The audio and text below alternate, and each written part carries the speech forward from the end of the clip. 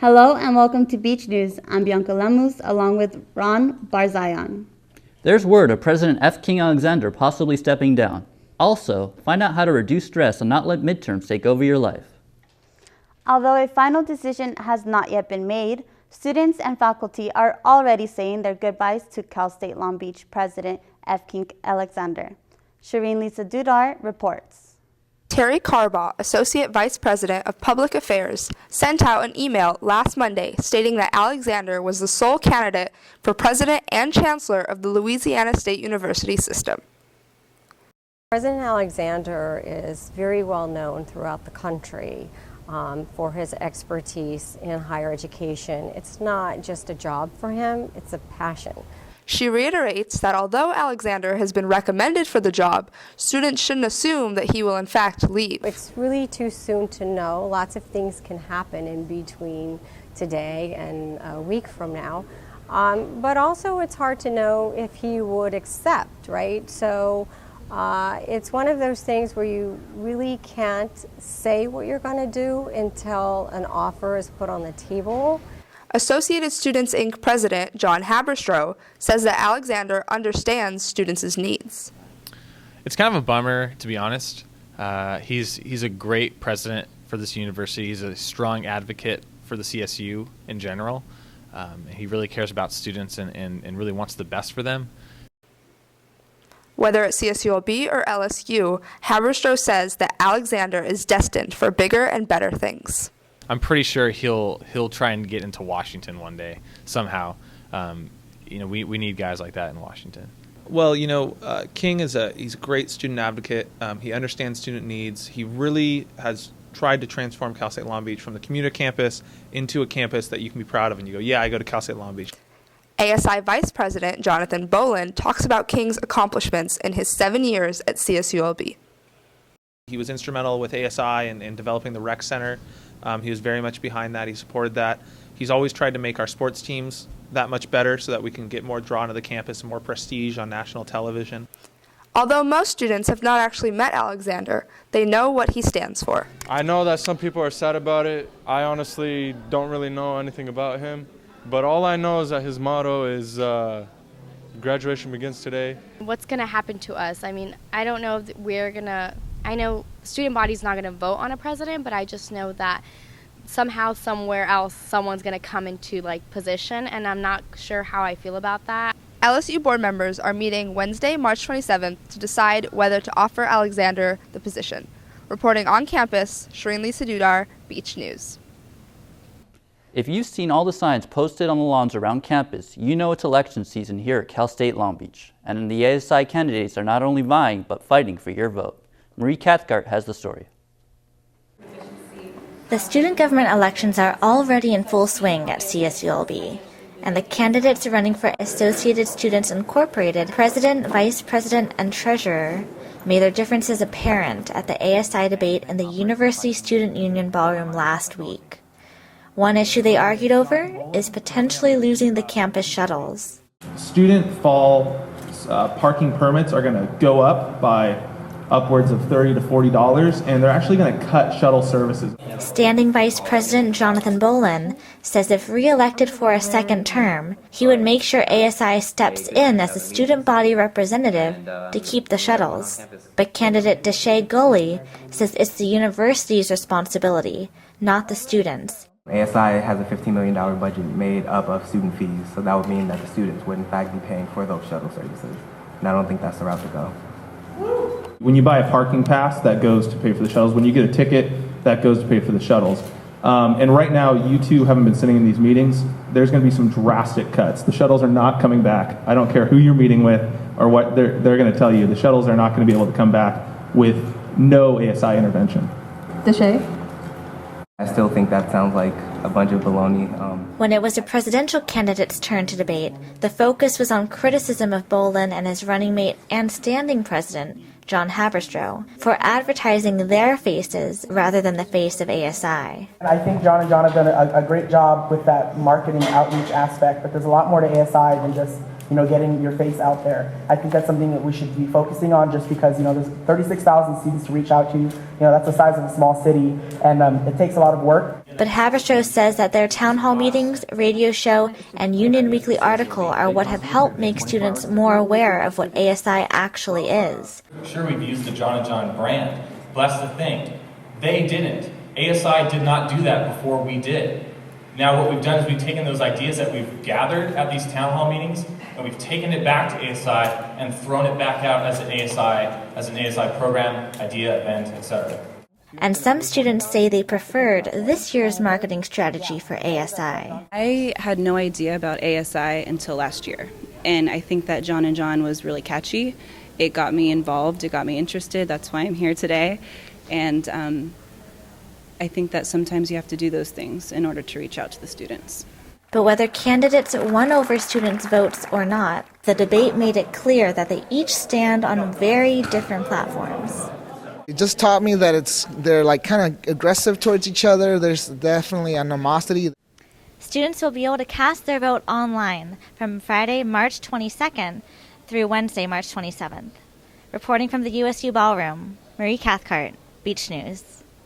Every semester, midterms seem to create a stressed-out college environment. Here are some on-campus services that are helping students de-stress. The stench of midterms is in the air, and with only a couple days to go until spring break, some students find the stress to be overwhelming. Midterms were pretty tough. Definitely had to study a lot, especially in the graduate courses. At some point, I feel like a lot of people just like, I don't care, I'm done studying. Like they just throw their papers on the table and like, I'm done. Like, true. They just go to sleep because they're just so tired. Abby Bradish, a staff psychologist at CSULB's Counseling and Psychological Services, explains how their department assists students during this time. We have intake appointments that you schedule, call in the Monday the week before, and you can usually get an appointment for the following week if you are interested in like learning more about how to cope with stress. You could also, if someone was in an emergency situation or feeling in crisis, they could come in on call and see a counselor that day. We have counselors available from 8:30 to 4:30 Monday through Friday. And that would be like if someone was experiencing like a panic attack or someone was having an emergency in a different way, that they could come in, or just feeling completely overwhelmed by school and midterms and come and help have a counselor to help them cope with that. Cal State Long Beach has several programs and services for students to de-stress during midterms. Some of them can be found right here at your very own fabulous rec center. Beach Balance is located in the second floor of the CSULB Rec Center. Some of the services that the friendly staff provides are massages, stress management, biofeedback, and overall health education. Some are free to students, so take some time during or after your exams and try out something new to unwind here at the beach. With ASI elections in full force, candidates are flooding Facebook and campaigning across campus. But how many students will take the time to voice their opinion? Amelia Knudsen-Griffith has more. Every year, student leaders campaign to get student votes across campus. The greatest voter turnout occurred last year when 14.5% of the student population cast their vote. I mean, I think that the visibility of all the campaigners is very obvious walking around, but I think making people aware of what they're voting for and what the people in charge can actually do and how it can affect people, I think that would make me more inclined to want to vote. The tactics have become even more apparent than in past years, with rap videos, t-shirts, puppies, and creative signs. And ASI is trying to encourage voter turnout by giving out prizes to those who vote. I would like to make sure that I could come to a student in the office again. By voting is by using my voice and my right to choose the leader that will ensure that we will have the opportunity to ensure anything, even if ad, circular, anything. Other students have chosen to vote based on who is running. Probably. I know one of the candidates, so I'll probably vote for at least him.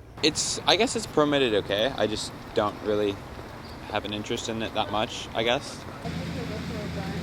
In the past, the College of the Arts has had the smallest voter turnout in elections. Well, I don't see any posters over here. Like, honestly, I feel like we're almost separate from the campus. We're so far away from everything else, and we're so like a tight-knit community here. It feels like we're like distant from everything else. I didn't even know it was going on until I saw the posters going to one of my GE classes. I don't know really any of the people. I just see the posters. I like the John and that's about it. I don't know what the president does, and I don't even know how to vote. The candidates' platforms can be found on the ASI webpage, and voting ends Wednesday. On campus, Amelia Knutson-Griffith, Beach News. So the ASI elections have kick-started, and the candidates are trying to be as visible for the students with debates and signs all over campus. But why is the election actually important? And what expectations do ASI have on this year's elections? Kim Norland is in studio to find out more. Thank you. And I'm here today with Christina Esparza from ASI. Thank you so much for coming. Thank you for having me.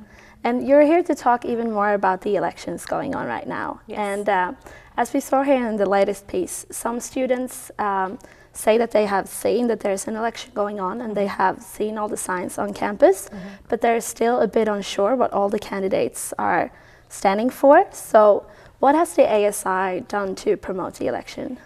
So far, aside from the regular marketing like posters and handbills and our Facebook stuff, we have held several events. The Daily 49er hosted a debate for the executive officers, and we also hosted a meet and greet with the candidates, so candidates can be one-on-one with the students to tell them what their platforms are. And even when you open your ballot, their platforms are right there with their picture, so you can see what each candidate is about. And you know, they're marketing themselves, so they can go around and look who would be best for them. And why is it important for students to vote in this election? Why should students vote? I think students should vote just the same way Americans should vote when we have an election. The student government represents the students on campus to the faculty, to the staff, to the university, and even to our elected officials in Sacramento. So the students should take the time to educate themselves to see who would best represent them at all of those tables. And I always say, you know, if it wasn't for student government, there'd be no rec center, there'd be no student union, there wouldn't be a 24-hour study area in the library. So what are you hoping for in this election? I heard you had a big vote turnout last year. Yes, what is we had special? the largest turnout last year. We had 14%, which sounds small, but the national average in student elections is 10%. Oh. So we surpassed that, and that was the most votes we've ever had.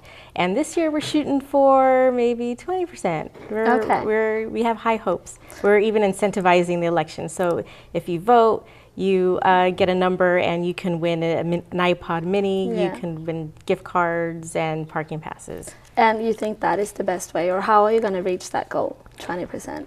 Just doing what we do every year, and a lot of it I really believe has to do with the candidates, how they market themselves. Last year we had some candidates who really went full force in marketing themselves, and I think that's why we had such a large voter turnout. Okay, and how has it been going so far? Because it's already ongoing, the I don't know the latest numbers yet, but I do know that I think we're about on par as we were last year. So we're hoping to get the word out. Okay, thank you so much for joining us here today. You're welcome. And I'm Kim Nolan, and now back to the studio with Ron and Bianca. Colorful clouds announced the arrival of spring last weekend. Los Angeles celebrated with live music and dance. Hundreds of people gathered in Norwalk for the first Holy Festival of Colors in Los Angeles County. The Indian tradition brings people together to celebrate the passing of winter through dance. Participants threw colorful dust into the air as a symbol of letting go of winter worries. People connected during the celebration and hugs were given freely. Candidates at the ASI elections have stopped at just about nothing, including Team Jade. They brought puppies to campus in an attempt to gain more votes. They said it helps build a connection between them and the voters. It also gave candidates an opportunity to meet students on a personal note. As for ASI elections, yes, my name's George, I'm running for president. Nice to meet you. This is Agatha, she's running for treasurer. And then we have our running mate, Deshay, is running for vice president. Plans to introduce a farmer's market have been confirmed by the Associated Students. The farmer's market will be held on Wednesday from 10 to 2 outside the rec center. They'll be selling fresh produce and trinkets. Depending on the event's success, farmer's market may be introduced on campus on a monthly basis, according to the ASI Chief Programming Officer. And now here's Beverly Ajaman with the latest entertainment news. The art of breakdancing was demonstrated to those inside and outside the breaking community. Saturday, March 16th, welcomed many b-boys and b-girls to Cal State Long Beach. Breaking is recognized as the cultural dance of hip-hop. Other elements in the genre include graffiti and DJing. Battle Strategies witnessed over 30 crews compete and was hosted Saturday by the CSULB Breakers. Being able to bring people together for this means the world to me. Without this, I don't know where I would be. I dance for myself. It gives me peace of mind, and hip-hop has really kept me on a path towards success. One of the 3 well-known judges, Easy Rock, has been in the B-Boy game since 1983. For me, it's a religion. It actually is. I mean, it's a philosophy, it's a religion, it's just in me. Just who I am. Sometimes I'm looking at them in the battle, and I'm not getting that battle sense. I'm not getting the feel of the battle. I want to feel the intensity more, but I always pull people aside and say, hey, I saw you out there, but maybe next time just charge in there a little harder, keep a straighter face. Your concentration went out the window.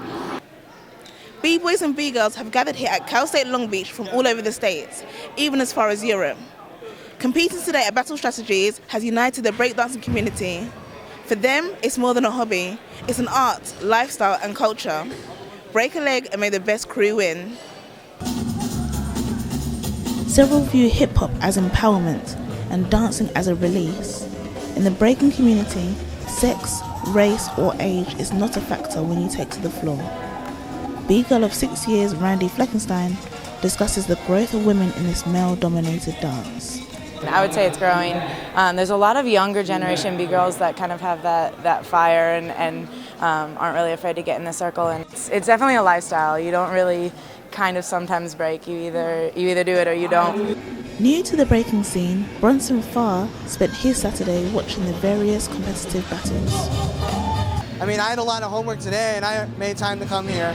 So if that doesn't give you any perspective at all, I don't know what will. After 8 hours, the finals took place and the winning crew known as Handsome Boy Modelling School took home the title. High school students met pop star Rihanna Friday, March 22nd. Barrington High School in Chicago won the singer's Shine Bright Like a Diamond video contest. Although Rihanna turned up more than 5 hours late, several said she was worth the wait. Meanwhile, in Los Angeles, the 2013 Nickelodeon Kids' Choice Awards took place. The 26th annual awards show was held March 23rd at the USC Galen Center. Katy Perry, Johnny Depp and LeBron James were among the winners for the evening. I'm Beverly Adjaman, and that's all for this week's entertainment. Students and faculty at the Cal State Long Beach University Art Museum conducted a survey of 900 students for IMUAM to see what they think about art. The University Art Museum at Cal State Long Beach features several exhibits by alumni and asks what this generation thinks about art. We work on the exhibit that's about collecting surveys from the students and non-students, and we analyze the data and we put it on the graph so we can see how student reacts to our museum.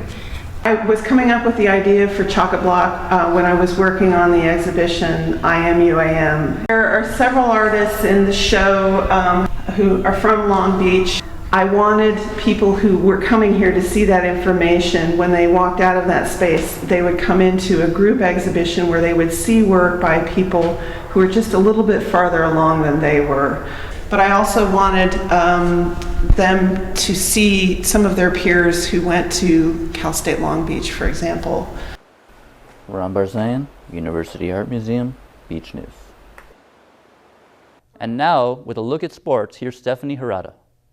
It was a big and exciting week for our women's sand volleyball team. They hosted 2 teams, Nebraska and Pepperdine. The #1 Pepperdine managed to make some waves on our sand in a rematch of last year's national championship finals.